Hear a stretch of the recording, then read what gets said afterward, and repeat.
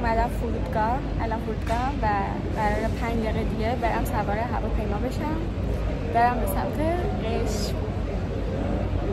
خیلی زود برم.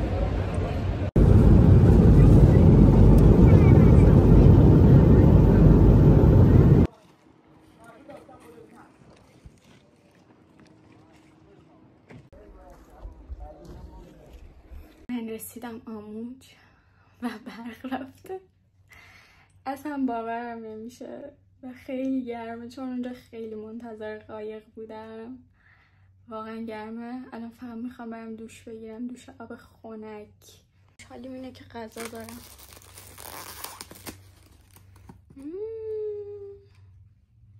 میگوی سرخ شده.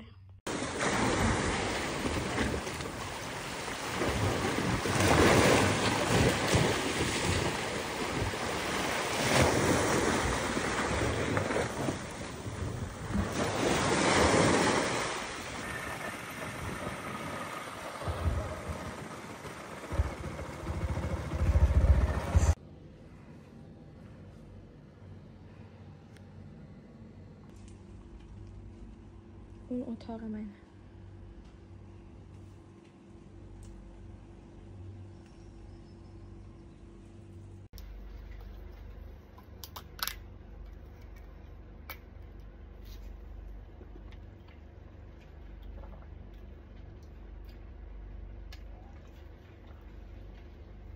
فکر کنم اسمش گواوا بود. خیلی خوشمزه است. قیافه شبیه گلابیه ولی مزه هلویی داره. هلویی آناناسی. موهام شبیه موهای نگار لامایی. اون سری هر چقدر از غذاها هیچی نذاشتم براتون، این سری به جاش هر وعده غذایی رو بهتون نشون میدم. الان میخوام نهار بخورم و چه نهاری؟ این نهاره زرشک پلو با مرغ و تهدیگ زیبا، یامی و سالاد.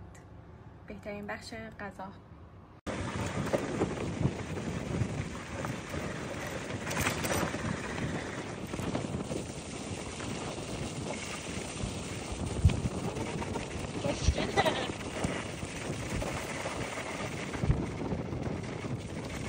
یه بار یه ماشین دندقه رفته بود افتاده بود پایین.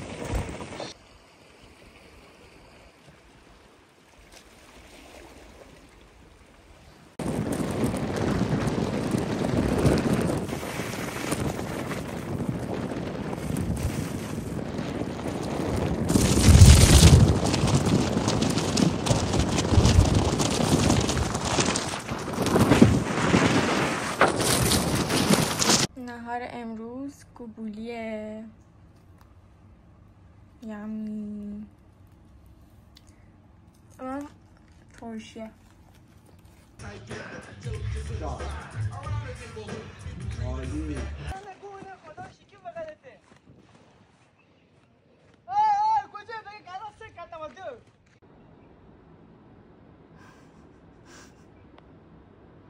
مرسی که وارد زندگیم شدی.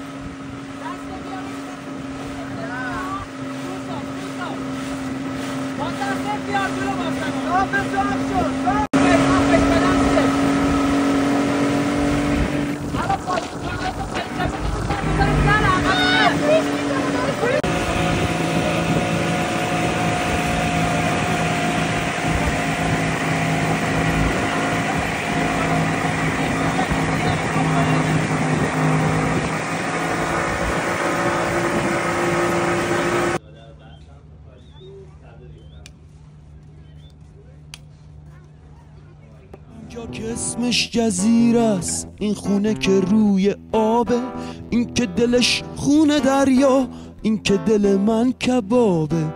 اینجا که اسمش جزیره است، این خونه که روی آبه، این که دلش خونه دریا، این که دل